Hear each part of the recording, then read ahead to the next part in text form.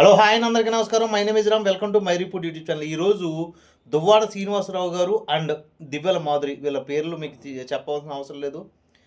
ఈరోజు అందరికీ తెలిసిన వ్యక్తులే. వీళ్ళ యొక్క ఈ రిలేషన్షిప్ గురించి చాలామంది పెదవిరుస్తూ మాట్లాడతారు. అయితే వీళ్ళు దువ్వాడ మాధురి గారా, దివ్యల మాధురి గారు అనుకుంటా. ఈవిడ పేరు దువ్వాడ మాధురి గారు ఎప్పుడైందో తెలియదు. ఈ దువ్వాడ దివ్యల మాధురి గారు ఎవరైతే ఉన్నారో ఈవిడది 40th బర్త్‌డే అనేసి రాత్రి మోయినాబాద్‌లో ఫామ్ హౌస్‌లో అయితే పార్టీ ఇచ్చారట. ఆ పార్టీకి చాలామంది వాళ్ళ కుటుంబ సభ్యులు లేకపోతే మా ఫ్రెండ్స్ అయితే హాజరయ్యారంట. దానికోసం వాళ్ళు ఫారెన్ నుంచి మద్యం తెప్పించారు. అది కూడా వితౌట్ ట్యాక్స్‌తో.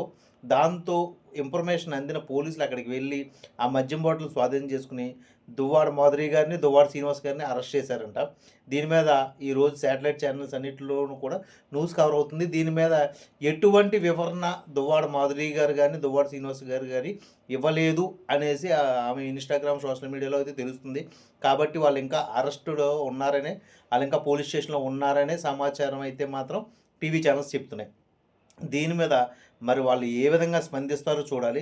అలాగే వీళ్ళ యొక్క ఈ రిలేషన్‌షిప్పు చాలామంది వ్యతిరేకిస్తున్నారు. దీని మీద వాళ్ళు ఇప్పటికైనా సరే కొంచెం మారి ఒక వీళ్ళు పొలిటీషియన్స్‌గా ఉన్నారు కాబట్టి, పొలిటీషియన్ వ్యవస్థలో కొంచెం వీళ్ళు సమాజానికి ఉపయోగపడే విధంగా వాళ్ళ యొక్క ప్రవర్తన ఉంటే బాగుంటుంది అని చాలామంది పెదవి కొరుకుతున్నారు. కామెంట్ రూపంలో తెలియజేస్తున్నారు. దయచేసి వీళ్ళు అర్థం చేసుకుంటే మంచిది.